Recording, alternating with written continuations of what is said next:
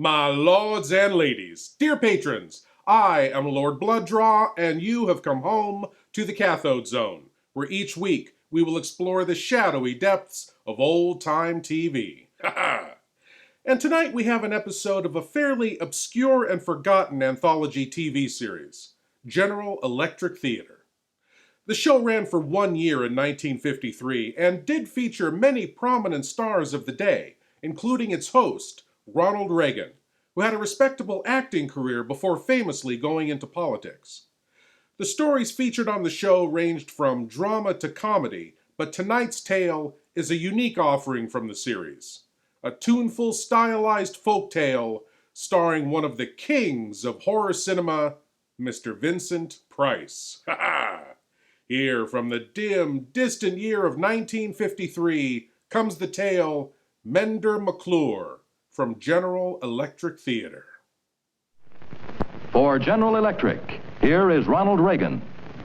Good evening. Tonight, Thomas Mitchell and Vincent Price star on the General Electric Theater.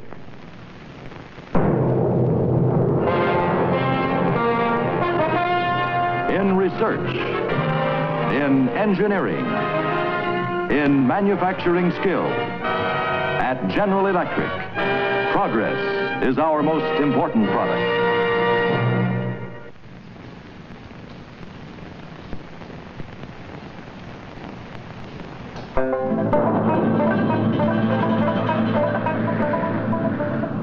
Pretty good trick, huh? Well, a friend of mine showed it to me. Oh, he's not exactly a friend, but he's the best mumbo-jumbo artist you ever saw. If you should ever happen to run into him in a deep hollow in the woods, like this, you wouldn't have any trouble recognizing him. He's a sort of a gambling man by nature, always riffling a deck of cards. Help. Fortune. 9 of spades. Death. Come on now, friend, take it easy. Thomas Mitchell and Vincent Price star in the ballad of Mender, McLure.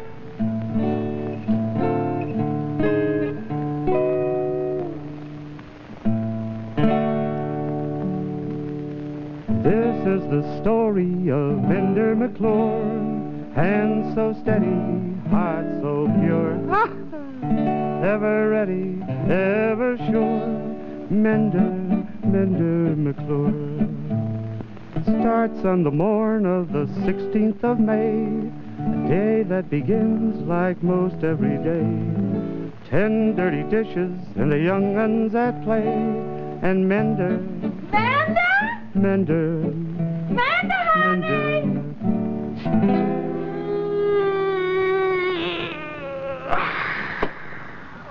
Mender, I hear you, woman. Don't all the time be yelling, Mender.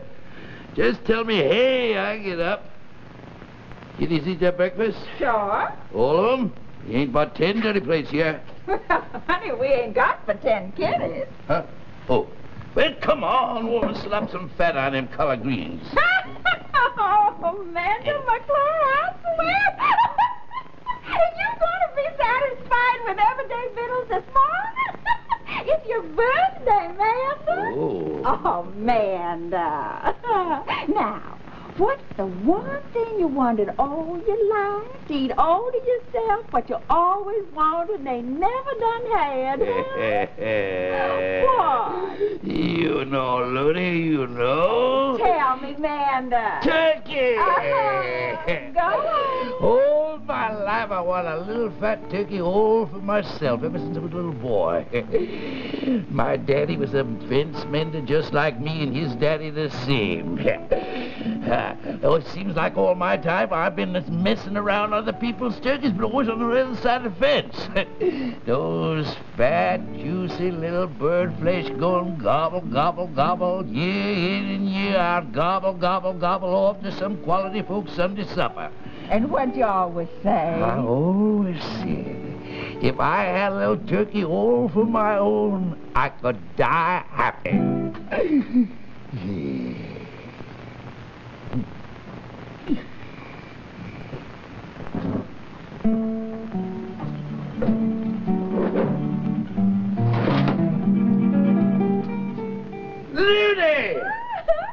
I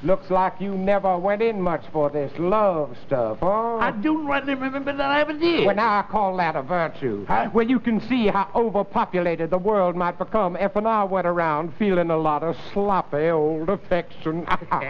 It might become awful underpopulated if you showed your affection for folks before their time comes. Tuesday, mon ami, Tuesday. Man, I positively dote on you. Oh. Yeah, you see, I dote on people what reminds me of myself. Sometimes I can do them a little favor. Sometimes I can even manage a slight deferment. Slight? Effing it's in the cards. You as a gambling man, go on. King of Hearts? King of Hearts. Now, what do you know? And you what ain't got nothing but a turnip ticking away inside you there. Mender, you are deferred. I am? Yes, sir. I'm going to have me a real good spoof on all them old doctors who all the time trying to put one over on me. I'm going to make you the greatest doctor anybody hereabouts ever did see. Give me that little old liquor jug of yours. Ooh. Hey, you blood crazy, that's called whiskey. Silence! I wish you wouldn't do that. Now come here, you shiftless rascal, you. And hold that jug up close to the flower in my buttonhole and receive that magic juice. Closer. Let it flow. Catch it, don't waste an atom. That stuff is precious. And ain't that cute? I remember being a smart, elegant dude up Liver Ridgeway. He used to have one of these. Quiet, you idiot, silence. Rip. Rip. Yes. So. Now put a cork in it and put it in tight. Yes. Sit down. Yes. Now you listen to me careful, Mender McLure, and you listen good. 1 drop of that there magic juice will cure any sickness whatsoever, and that includes the incurable one. You just jollying me, ain't you? Quiet and listen to me, you ignorant bourgeois, you. Whenever you call on a patient, I'm going to be standing there, too, you understand? I'm gonna ask- Quiet! Nobody excepting you will be able to see me. Now, mind, if you see me standing close to the patient's feet, you just pour 1 little old drop of that medicine into a cup of fresh water and force it down his gullet. 2-3 seconds, he be right as rainwater again. Rainwater, eh? Quiet! Now, hark. If you see me standing up yonder by the patient's head, you don't use that medicine here, 'cause he's going to die anyway, and you'll only be wasting a drop. I got to be the one to make the final decision, and you got to abide by it. You get me? Gotcha. You're going to be rich, Mender. You're going to be famous. People going to love you. And I'm going to have me a big laugh, 'cause it's you. They left the love out when they made you Mender McLure, and that fact has saved your life. And now I really must bid you au revoir.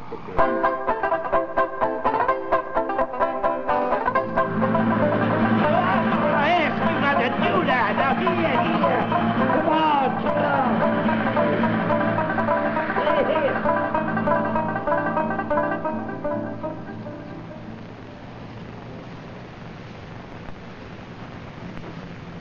Mister! Mister!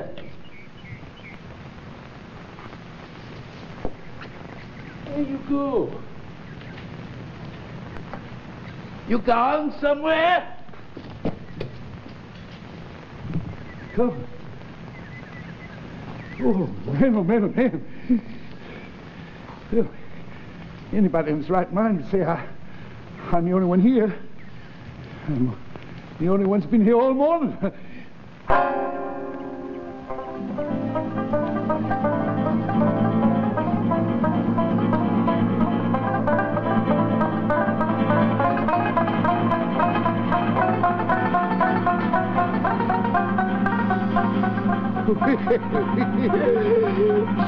Shoot me for a loony bird. It's sure sugar hit cold whiskey. Look out, Mender!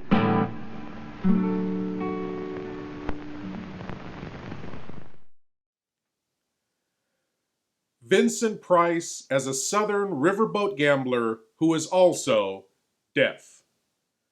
What more do you want out of life?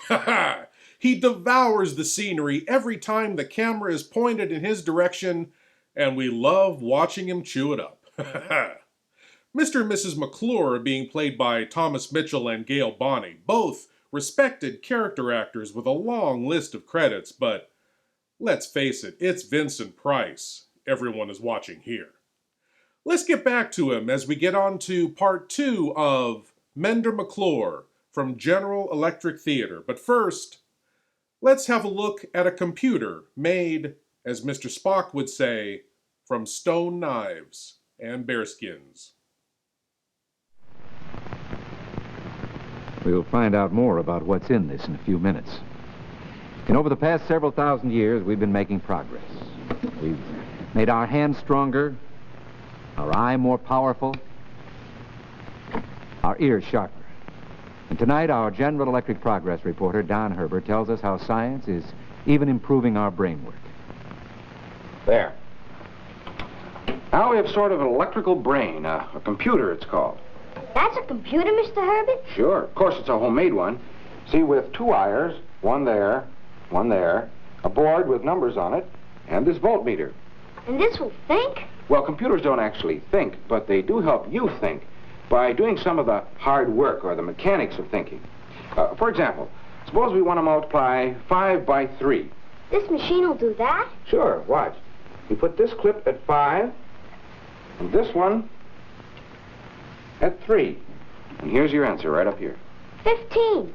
What do you know? Let's try it again. All right, what would you like to multiply? 5 times 8. All right. We'll leave this one here at 5. You move that one over here to 8. 40. See, there's your answer. Boy, could I use one of these at school? Well, I'm afraid you might have trouble getting a real computer into class because some of them, like this one at General Electric in Schenectady, New York, are so big they fill several rooms. Gee. Of course, they do much more complicated jobs than multiplying 2 numbers. For instance, see this problem over here? That's atomic physics. That's all one problem? That's right. Now, it would take a GE scientist 5-6 days to solve it, but a General Electric computer can do it in less than a minute. Wow. And computers are so fast and so accurate, they may be one of the greatest shortcuts to progress. Computers developed at General Electric are used by your electric utility company to determine the most economical way to bring to your home all the electricity you need when you need it. At General Electric, computers are used to test designs for new jet engines, solving problems in a few minutes that formerly took years. Now, this is important to our national defense because it means better engines in far less time. And GE engineers are always finding new ways to use computers and to improve them. Mean someday they might make computers as smart as a human brain? No, Billy. To even approach the efficiency of the human brain, a computer would have to be as big as the Empire State Building.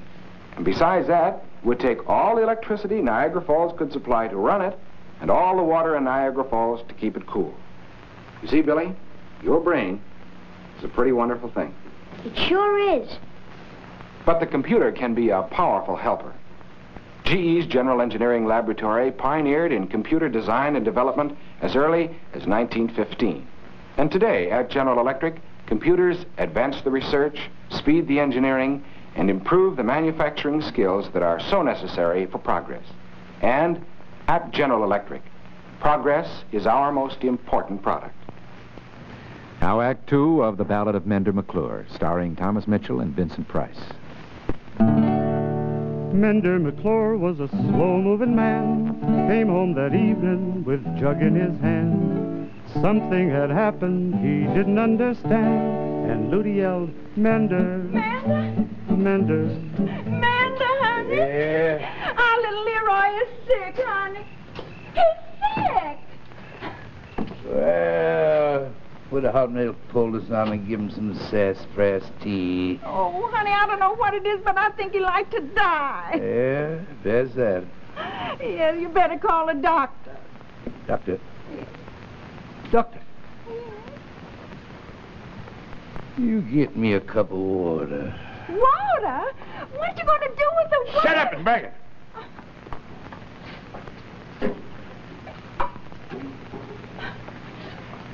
Now, you stay out of here, yeah?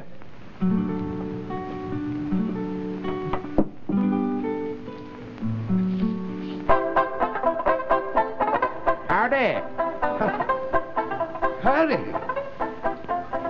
Well, what's it gonna be? You told me, foot of the belly live, head of the belly die. Where you gonna stand?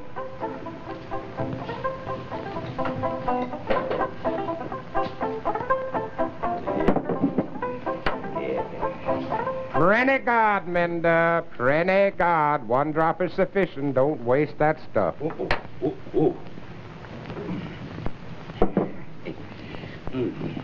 Leroy, open your mouth, Leroy.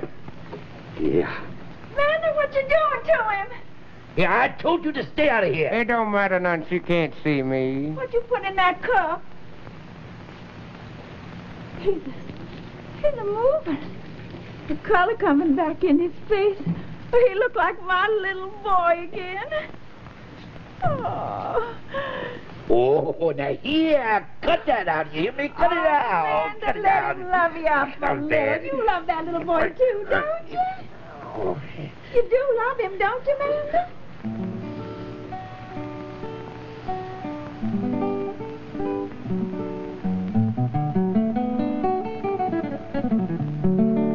The season passed, spring came at last, and summer followed sure, and spreading like a sagebrush fire with the news of Mender's cure. Cure the rich, cure the young folks, cure the old folks at home. It was something to see. Cure the rich folks in plantations, and he cured their rich relations.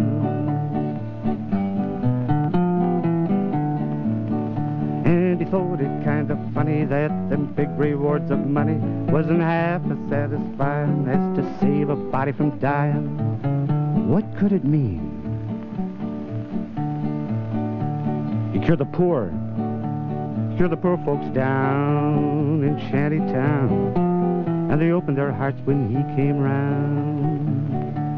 It was sure revealing things he started in a feeling through the power of his healing. Things he started in a feeling through the power of his healing.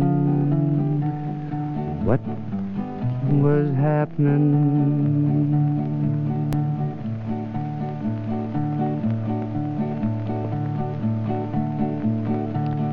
Mended young folks, old folks, and poor. Now and then the time came when there was one he couldn't cure. If he tried a little reason, if he tried a mite of teasing, it angered the stranger all out of season. Then Mender felt strange inside, like something inside of him had died, and he wondered what was happening.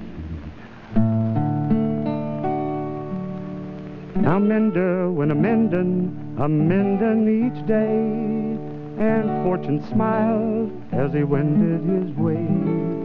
So life got brighter for Mender McLure, but the jug got lighter as he made each cure. Ludy got older in her own sweet way, while Mender's hair turned silvery gray. And the jug got lighter, lighter each day. Mender McLure.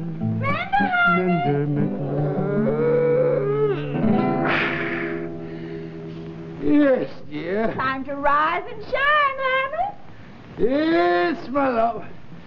Time to get on with my mending.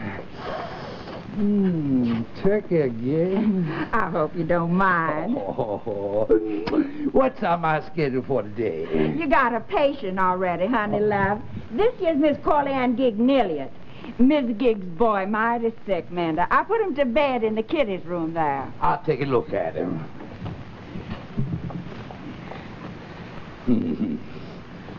Yeah. Thank you. You saved my little boy, Mr. Mender. If it's in my power, Mrs. Gig, I ain't got nobody except my little boy. You save him, won't you? I'll try. Mighty like, Mender. Mighty near empty. I know, Ludy. I know.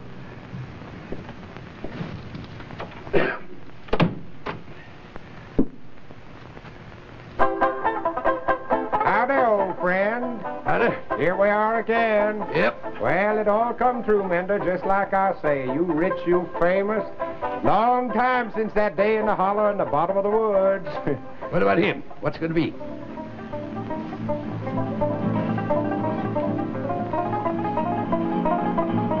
I would delight to see that little Put boy. that cork back in the jug, Mender. Tain't no use, you know that. His mommy ain't got no other kin. Hey, you getting more and more persnickety all the time. You used to respect my authority. Then you started asking and then arguing and then pleading and then almost demanding that I move down to the foot of the bed. You impudent rattlesnake, you. It ain't in the cards, friend. Forget it. You can't tell everything that's in that card. You don't know what's happened to me since you filled my jug with that magic flower juice. Juice is almost gone. Mender, there ain't but one drop left in that jug. One drop, Mender. I'll figure this out. I know you, friend. You ain't gonna fret away your last drop on this little no-count poor boy. Arrete-vous, Mender, arrete-vous. It is useless. I am standing at the head of the bed.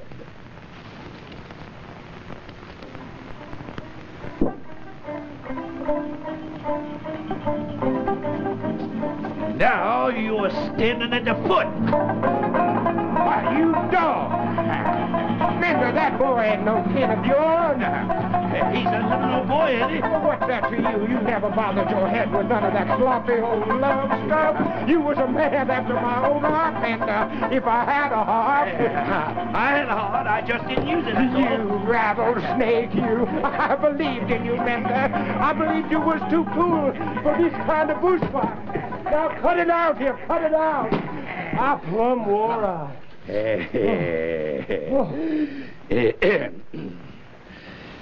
Open your mouth, sonny. No, you dare challenge my authority. My decision must stand. That was our agreement. I ain't the man you made an agreement with. No, you ain't. You ain't.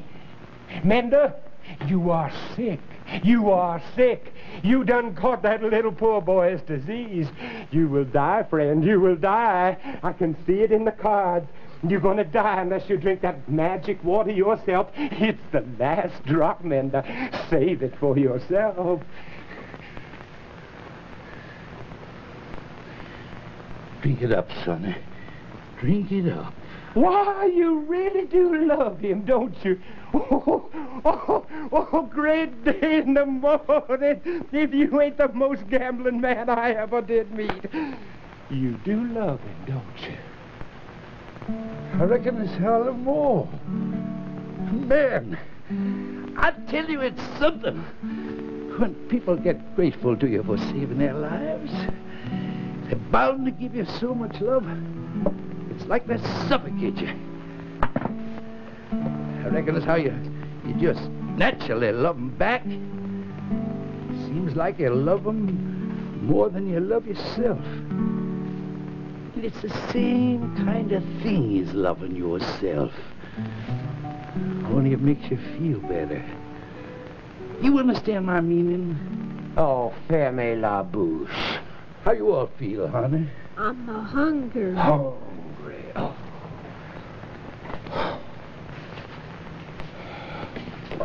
Well, must I follow you now, or do I have time to say goodbye to Ludy? Man, you are so stupid. There ain't nothing about you in here. Not yet, leastways. I was only trying to trick you like you done me. But you shiftless rascal, you done beat me with a heart I didn't even know you was holding. Oh, je suis en retard. I'll be seeing you, Mender. I reckon so. Yeah. Is he all right? You can go in now, Mrs. Gig. Oh, bless you. You was a short-up Mender. Yeah. Disgusted. What is that odor, pray? Turkey. Yes, love, it's almost ready. Don't you grin at me, you ape. If there's anything I hate worse than a bad loser, it's a bad winner. Au revoir. Olive oil. What say, honey? Nothing, my dear. Nothing.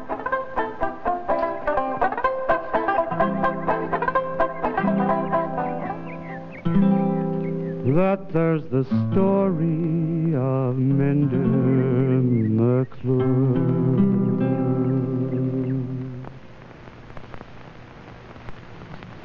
Our thanks to Thomas Mitchell and Vincent Price for their fine performances.